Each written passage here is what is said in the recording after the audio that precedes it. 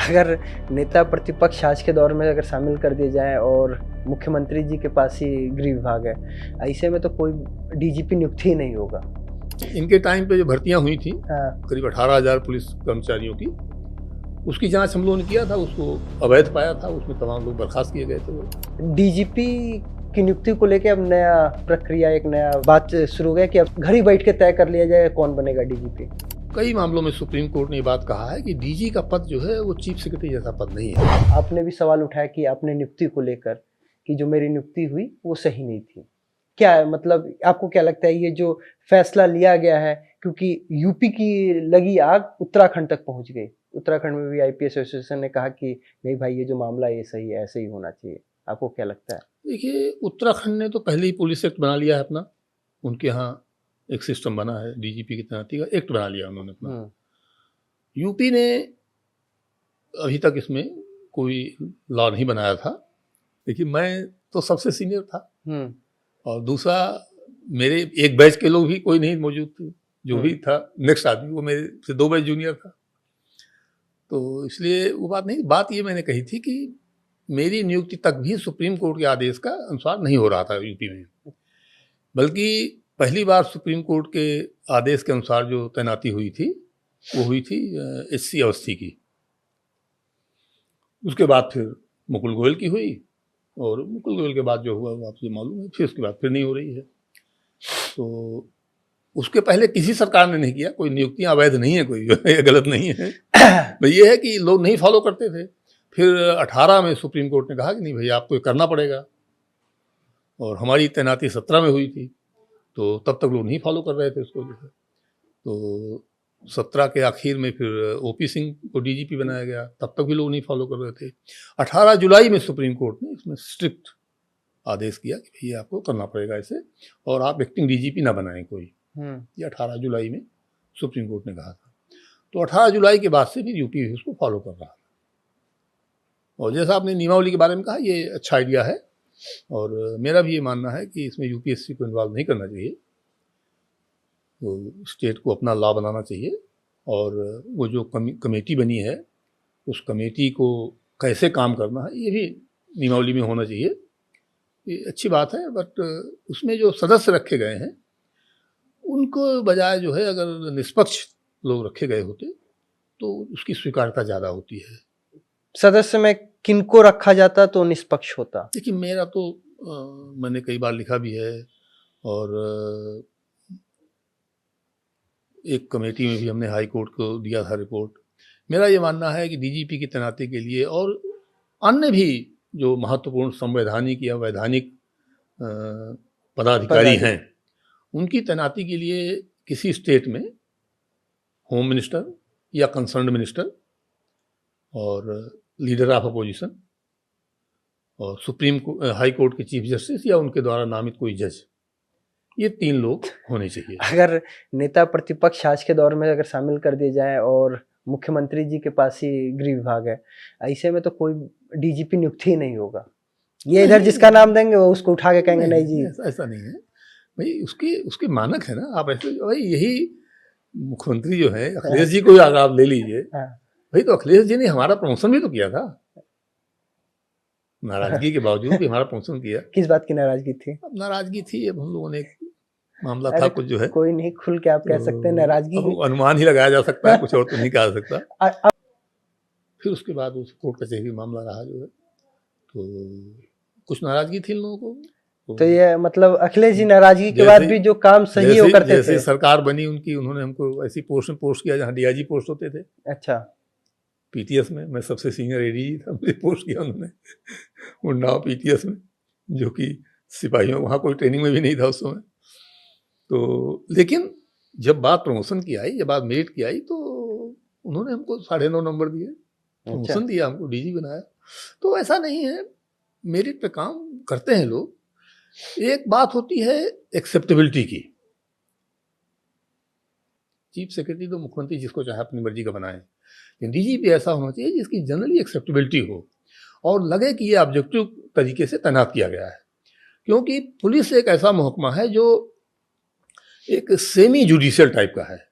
Police के द्वारा तफ्तीश की हुई जो है वो सुप्रीम कोर्ट तक पढ़ी जाती है। और पुलिस की रिपोर्ट में जो ट्रायल होता है वो अलग प्रोसीजर है उसका।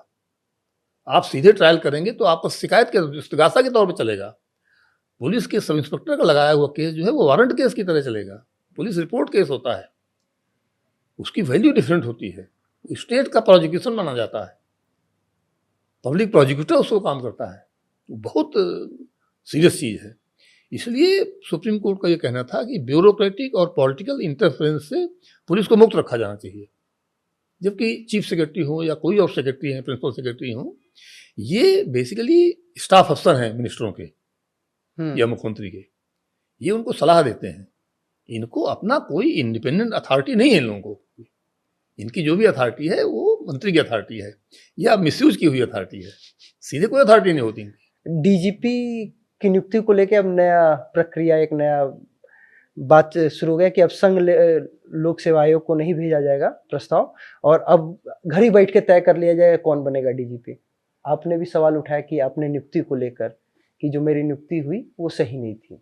क्या मतलब आपको क्या लगता है ये जो फैसला लिया गया है, क्योंकि यूपी की लगी आग उत्तराखंड तक पहुंच गई, उत्तराखंड में भी आईपीएस एसोसिएशन ने कहा कि नहीं भाई ये जो मामला है ये सही है, ऐसे ही होना चाहिए। आपको क्या लगता है? देखिए, उत्तराखंड ने तो पहले ही पुलिस एक्ट बना लिया है अपना। उनके यहाँ एक सिस्टम बना है डीजीपी की तैनाती का, एक्ट बना लिया उन्होंने अपना।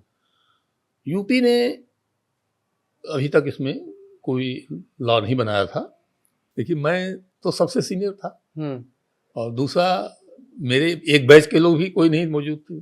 जो भी था नेक्स्ट आदमी वो मेरे से 2 बैच जूनियर था, तो इसलिए वो बात नहीं। बात ये मैंने कही थी कि मेरी नियुक्ति तक भी सुप्रीम कोर्ट के आदेश का अनुसार नहीं हो रहा था यूपी में, बल्कि पहली बार सुप्रीम कोर्ट के आदेश के अनुसार जो तैनाती हुई थी वो हुई थी एचसी अवस्थी की। उसके बाद फिर मुकुल गोयल की हुई, और मुकुल गोयल के बाद जो हुआ वो आपको मालूम है। फिर उसके बाद फिर नहीं हो रही है। तो उसके पहले किसी सरकार ने नहीं किया। कोई नियुक्तियां अवैध नहीं है, कोई ये गलत नहीं है। तो ये है कि लोग नहीं फॉलो करते थे। फिर 18 में सुप्रीम कोर्ट ने कहा कि नहीं भाई आपको ये करना पड़ेगा, और हमारी तैनाती 17 में हुई थी, तो तब तक लोग नहीं फॉलो कर रहे थे उसको जो है। तो 17 के आखिर में फिर ओपी सिंह को डीजीपी बनाया गया, तब तक भी लोग नहीं फॉलो कर रहे थे। 18 जुलाई में सुप्रीम कोर्ट ने इसमें स्ट्रिक्ट आदेश किया कि भैया आपको करना पड़ेगा ऐसे, और आप एक्टिंग डीजीपी ना बनाएं कोई। ये 18 जुलाई में सुप्रीम कोर्ट ने कहा था। तो 18 जुलाई के बाद से फिर यूपी भी उसको फॉलो कर रहा था। और जैसा आपने नियमावली के बारे में कहा, ये अच्छा आइडिया है, और मेरा भी ये मानना है कि इसमें यूपीएससी को इन्वॉल्व नहीं करना चाहिए। तो स्टेट को अपना लॉ बनाना चाहिए, और वो जो कमेटी बनी है उस कमेटी को कैसे काम करना है ये भी नियमावली में होना चाहिए। ये अच्छी बात है, बट उसमें जो सदस्य रखे गए हैं उनको बजाय जो है अगर निष्पक्ष लोग रखे गए होते तो उसकी स्वीकार्यता ज़्यादा होती है।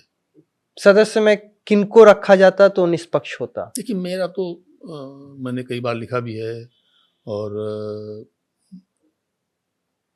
एक कमेटी में भी हमने हाई कोर्ट को दिया था रिपोर्ट।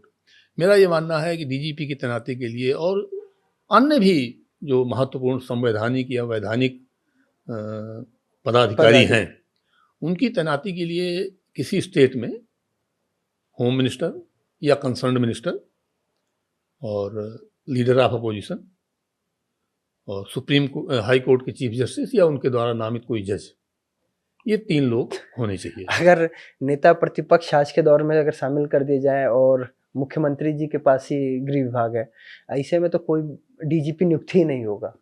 ये इधर जिसका नाम देंगे वो उसको उठा के कहेंगे नहीं जी। ऐसा नहीं है भाई, उसके मानक है ना। आप ऐसे भाई, यही मुख्यमंत्री जो है अखिलेश जी को अगर आप ले लीजिए, भाई तो अखिलेश जी ने हमारा प्रमोशन भी तो किया था, नाराजगी के बावजूद भी हमारा प्रमोशन किया। किस बात की नाराजगी थी? अब नाराजगी थी, अब हम लोगों ने मामला था कुछ जो है, कोई नहीं, खुल के आप कह सकते हैं नाराजगी। अनुमान ही लगाया जा सकता है, कुछ और तो नहीं कहा जा सकता। अब आप ही बताएं। इनके टाइम पे जो भर्तियां हुई थी करीब 18,000 पुलिस कर्मचारियों की, उसकी जांच हम लोगों ने किया था, उसको अवैध पाया था, उसमें तमाम लोग बर्खास्त किए गए थे वो।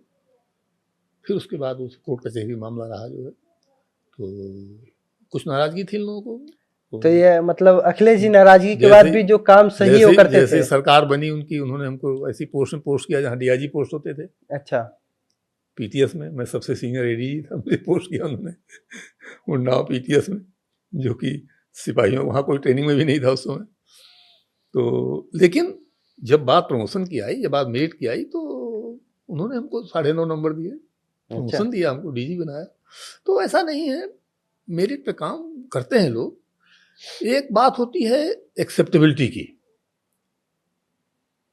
कई मामलों में सुप्रीम कोर्ट ने ये बात कहा है कि डीजी का पद जो है वो चीफ सेक्रेटरी जैसा पद नहीं है। चीफ सेक्रेटरी तो मुख्यमंत्री जिसको चाहे अपनी मर्जी का बनाए, लेकिन डीजी भी ऐसा होना चाहिए जिसकी जनरली एक्सेप्टेबिलिटी हो और लगे कि ये ऑब्जेक्टिव तरीके से तैनात किया गया है। क्योंकि पुलिस एक ऐसा महकमा है जो एक सेमी जुडिशियल टाइप का है।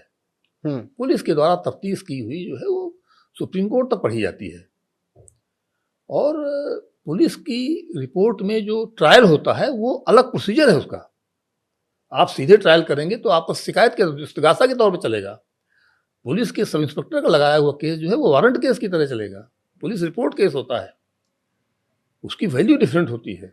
स्टेट का प्रोसिक्यूशन माना जाता है, पब्लिक प्रोसिक्यूटर उसको काम करता है, बहुत सीरियस चीज़ है। इसलिए सुप्रीम कोर्ट का ये कहना था कि ब्यूरोक्रेटिक और पॉलिटिकल इंटरफेरेंस से पुलिस को मुक्त रखा जाना चाहिए। जबकि चीफ सेक्रेटरी हो या कोई और सेक्रेटरी हैं, प्रिंसिपल सेक्रेटरी हो, ये बेसिकली स्टाफ अफसर हैं मिनिस्टरों के या मुख्यमंत्री के। ये उनको सलाह देते हैं, इनको अपना कोई इंडिपेंडेंट अथॉरिटी नहीं है इन लोगों को। इनकी जो भी अथॉरिटी है वो मंत्री की अथॉरिटी है या मिसयूज की हुई अथॉरिटी है, सीधे कोई अथॉरिटी नहीं होती इनकी।